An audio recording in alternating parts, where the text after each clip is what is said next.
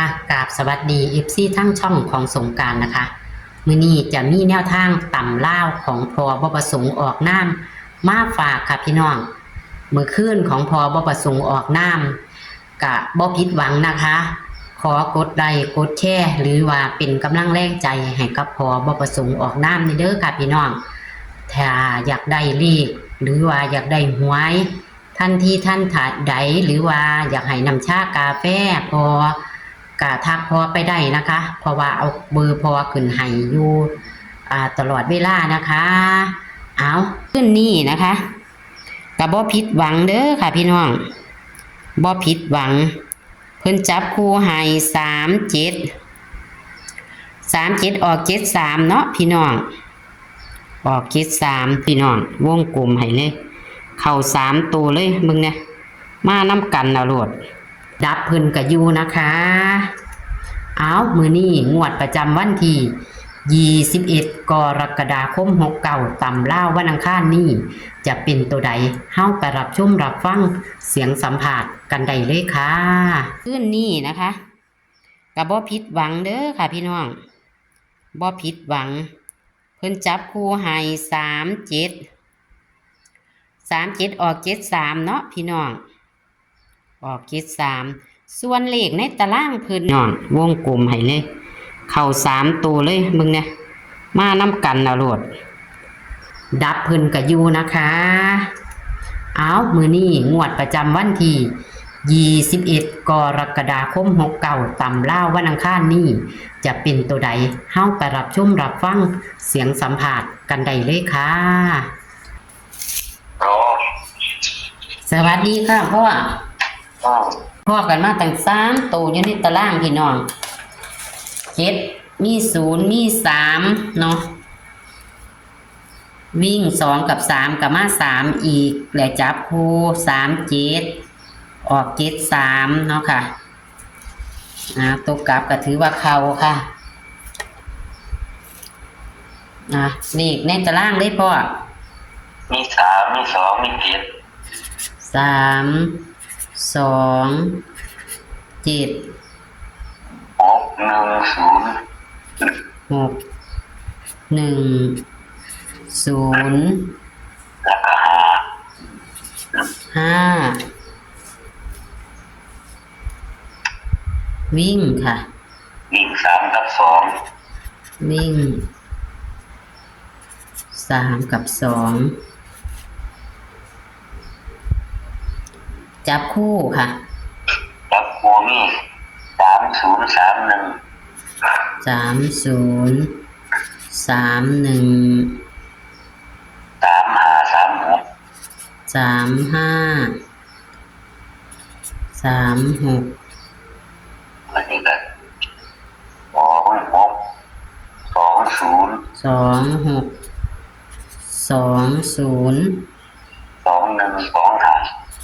20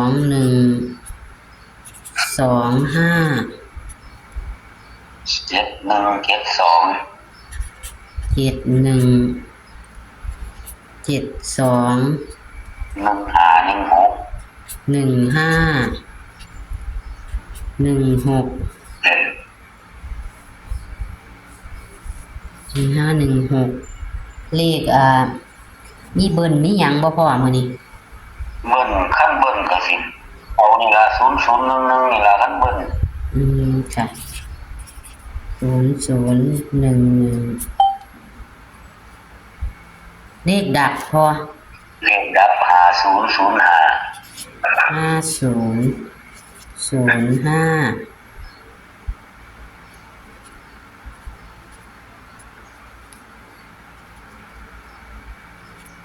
เน้นตัวใดล่ะพ่อเน้นเน้นที่2เด้อค่ะเน้น2อันจับคู่เน้นตัวใดพ่อจับคู่ละ2ละ2อัน26ค่ะ25 21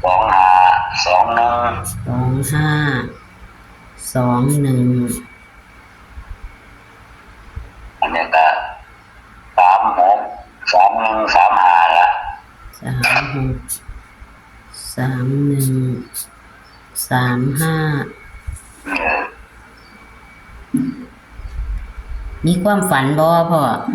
บ่ฝันแม่ยาย จ้าบ่ได้ฝัน แต่ว่าก็เข้าอยู่เนาะเมื่อคืนขนาดว่าบ่ฝันก็ดีก็ยังเข้า เอาอยู่ มีผู้ทักไปหาบ่พ่อเอาเบอร์พ่อขึ้นให้ตลอดดิ บ่ว่าบ่มีว่าจังได๋แม่ยายบ่เห็นว่าจังได๋ โอ้เนาะเพิ่นบ่ทันได้หลายบ่หึเนาะ คนได้หลายคนที่ เพิ่นได้หลายๆก่อนหนูก็ซื้ออีกเด้ก็บ่ถูกเด้พร้อมคืนนี่โอ้ยหนูก็อ่อนซ่อนเลย มันอยู่กับดวงยังว่า ดวงอีหยังมาดวงคักดวงแหน่แท้หนูก็อยากว่าซื้อให้หนูก็ว่าสิได้ยักเล็กยักน้อย เพื่อจะให้น้ำชากาแฟของเซียนเนาะพอได้หังจุกแม่พ่อเอ้ยหนูก็ได้เว้าเลยว่าอยู่กับดวงหนูแท้ๆเลย ผู้ลางคนก็เพิ่นก็บ่ซื้อตัวเน้นเด้เพิ่นไปซื้อตัวบ่เน้นมันก็ถือก็มี แม่ ความ น ดวง นั่น แม่ ล่ะ ผู้ดวงดี ค่ะ ค่ะ เอาหนูก็จะทวนเนาะค่ะเนาะ เอาได้ เลขวิ่ง3 กับ 2เน้นที่2เนาะค่ะ จับคู่30 31 35 36 26 20 21 25 71 72 1516 เน้นที่31 35 36 26แล้วก็21 25กันเบิ้ลกับ0011เนาะค่ะเลขดับก็5005นะคะก็มีเท่านี้เนาะพ่อ แม่นมีตอนนี้ก็ได้ ฮะมีเท่านี้ก็ขอบคุณพ่อเด้อค่ะที่ให้แนวทางค่ะ แม่นมาแล้วอะไรถึงงบป้องอีก ค่ะ แล้ว สาธุให้ถือยกช่องให้FCเพิ่นได้มีโชคมีหมานให้เป็นกำลังใจให้พอเนเด้อค่ะพี่น้องเอ้ยคลิปนี้ก็เอาซ้ำนี้เนาะพ่อเนาะ เอาได้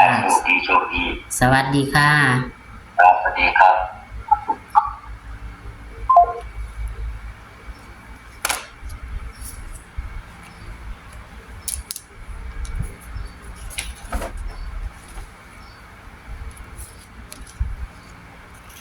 ค่ะ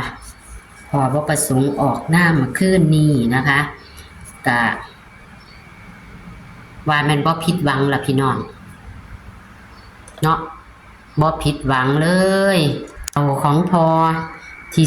37เด้อพี่น้องแต่มันออก73ก็ถือว่าเข้านะคะกอดข้อกันมาอีกต่างหากในตารางเป็นมี3มี7มี0นะคะค่ะถ้าจับใจกันมันก็จะเข้า3โตดพี่น้องนี่ค่ะตามเล่าเมื่อคืนนี้นะคะเลขในตารางของพอกอดข้อกันมาตั้ง3ตัวเพิ่นก็จับให้37ก็ออก73ค่ะพี่น้อง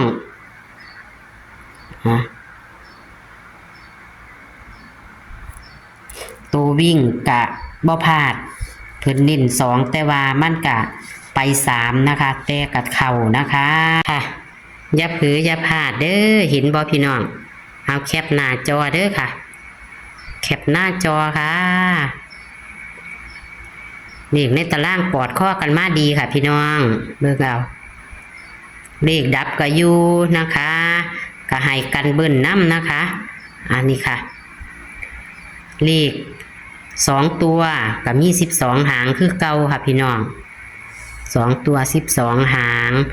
เน้นๆคือปากกาแดงขีดนี่แหละค่ะพี่น้องเพิ่นให้วิ่งรูด2เด้อค่ะพี่น้องนี่ค่ะแคปหน้าจอค่ะ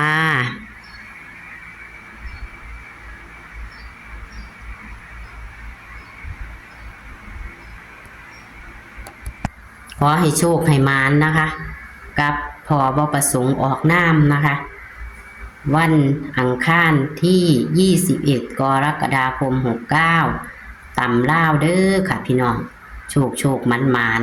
พอว่ารวยยุกช่องเด้อค่ะอยากเป็นกำลังแรงใจก กะทักพอเพิ่นไปได้นะคะ เอาเบอร์โทรลงให้ตลอดนะคะ ของพอบ่ประสงค์ออกนามนะคะเอา